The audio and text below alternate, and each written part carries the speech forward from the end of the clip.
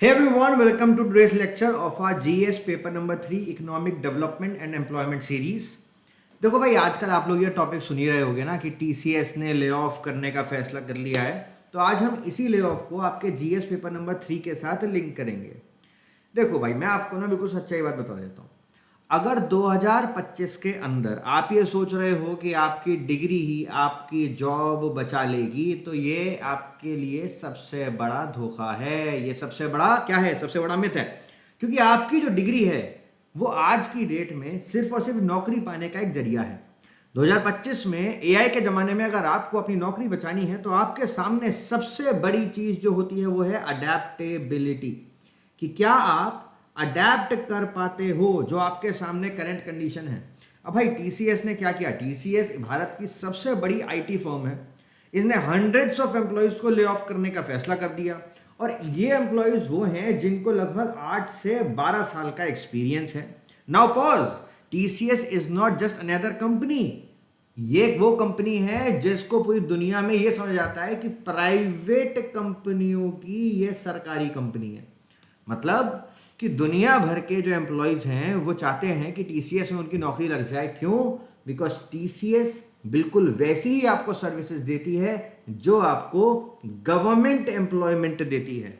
सबसे बड़ी चीज़ क्या है? सिक्योरिटी। तो TCS was known as a life time employer, और एक एजेंसी जो लाइफ टाइम एम्प्लॉयर के रूप में देखी जा रही थी, वहां पे ही अगर इतना बड़ा ले ऑफ होने लगेगा तो पूरी दुनिया तो भाई शॉक में आ ही जाएगी। अब एक चीज बात आप लोग बहुत ध्यान से समझो कि 2025 में ऐसा क्या हो रहा है जो आपको समझना पड़ेगा। टीसीएस ने ये बोला है कि हमको आज की डेट में जरूरत है रोल रैशनलाइजेशन की।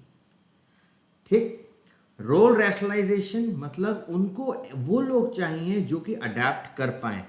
मतलब टीसीएस कह रही है कि जो लोग टीसीएस के अंडर काम कर रहे हैं वो इतने अच्छे स्किल्ड नहीं है, इसलिए टीसीएस को स्किल मिसमैच फेस करने को मिल रहा है। कुछ कॉस्ट खर्च हो रही है, कुछ पैसा खर्च हो रहा है, तो TCS needs cost restructuring also. और सबसे बड़ा कारण यहां पर है आर्टिफिशियल इंटेलिजेंस। एआई की वजह से बहुत सारे लोगों को रिपीटेटिव रोल में रखा गया है। खासकर दुनिया में जो आजकल कोडर्स हैं, जहां पर कोडिंग्स हो रही हैं, एप्लीकेशन वेबसाइट्स वगैरह बनाई जा रही हैं, ये सारी की सारी चीज़ें एआई ने आसान कर दी हैं। तो जो मिड लेवल कोडर्स हैं या जो लोग टेस्टर्स भी कहलाते हैं, तो उनको अपस्किल करने की ज़रूरत है। वो अपस्किल्ड नहीं है एआई में, क्लाउड में, डेवलप्स में। अब this was not one lay off, इस तरीके का सेम ले ऑफ इन्फोसिस ने भी किया, विप्रो ने भी किया, एक्सेंचर ने भी किया। सब इस तरीके के ले ऑफ कर रहे हैं। चलो अब एक काम करते हैं, अब इसको ना थोड़ा सा यूपीएससी रिलेवेंट ले लेते हैं। अब आपके एग्जामिनेशन पर्पस के लिए इसको लिंक आउट करते हैं। जीएस पेपर नंबर 3 के अंदर एक टॉपिक आता है आपका एम्प्लॉयमेंट ट्रेंड्स। ठीक, इंडस्ट्रियल ग्रोथ, ठीक, साइंस एंड टेक्नोलॉजी डिसरप्शन। इन 3 टॉपिक में आप लोग लिंक कर पाओगे। GS paper number 2, role of private sector in development, इसमें आप लिंक कर पाओगे। इसमें एक और टॉपिक आता है जीएस पेपर 2 में, कॉर्पोरेट अकाउंटेबिलिटी, इसमें आप लिंक कर पाओगे। तो यहां पर इशू को अंडरस्टैंड करते हैं कि सबसे पहले तो what is the issue all about. Issue क्या है? सबसे बड़ा इशू है कि देश के अंदर there is skill redundancy. What was high skill in 2015, जो चीज़ आप सोचो कि 2015 में आपको ऐसा लगता था कि ये बहुत हाई स्किल है, 2025 में वो असलियत में स्किल ही नहीं समझी जा रही है।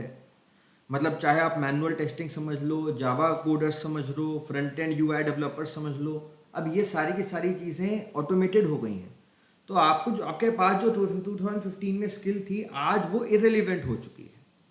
इसकी वजह से देयर इज जॉबलेसनेस। ठीक, आईटी सेक्टर के अंदर देयर इज श्रिंकनेस। क्यों? क्योंकि जो ह्यूमंस की प्रेजेंस है या जो ह्यूमन डिपेंडेंसी है वो लगातार कम हो रही है।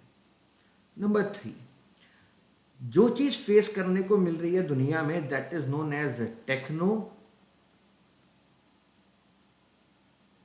Unemployment. First seen during industrial revolution, now repeating in AI revolution. तो आपके लिए सवाल इंडस्ट्रियल रिवॉल्यूशन से एआई रिवॉल्यूशन तक भी पूछा जा सकता है। ठीक, अब यहां पर आप अपने जो आंसर्स से अगर आप जीएस पेपर 3 से लिंक करो तो आप कुछ और चीजें यहां पर यूज कर सकते हो। देखो, जोसेफ स्कम्पिटर ने एक थ्योरी दी जिसको बोलते हैं the theory of creative destruction.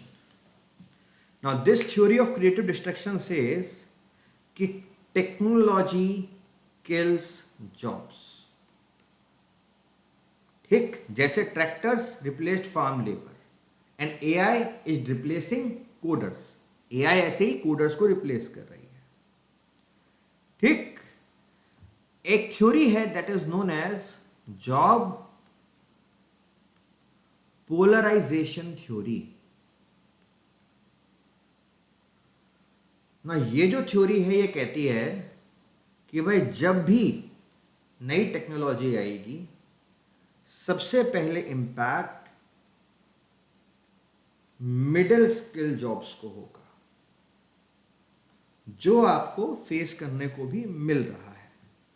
अब भाई यहाँ पे यूपीएससी रिलेवेंट क्योंकि आप पढ़ रहे हो, आपको भारत सरकार के बारे में भी सोचना है कि भारत सरकार को क्या क्या चीज़ों पे फोकस करना चाहिए। ऑलरेडी गवर्नमेंट कर रही है किन किन चीज़ों पे। We are focusing on skill India, we are also focusing on national AI mission.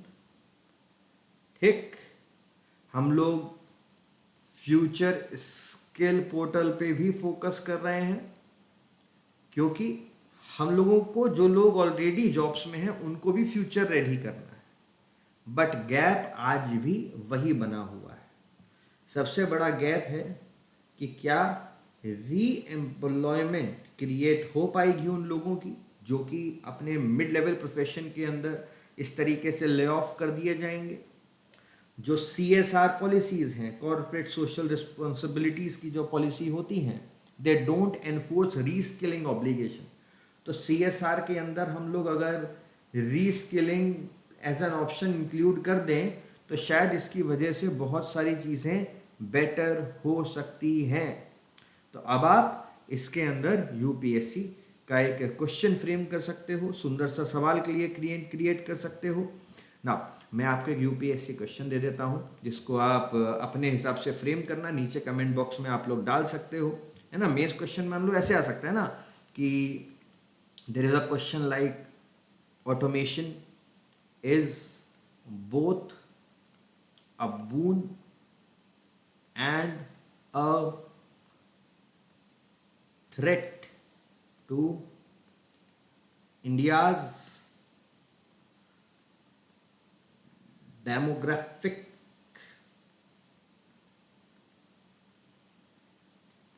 dividend। ठीक, यहाँ पे आप TCS वाला एग्जाम्पल लिंक करना और नीचे कमेंट बॉक्स में अपने आंसर डाल देना। So I hope you like this session. Don't forget to hit the like button and share with your friends. Thank you.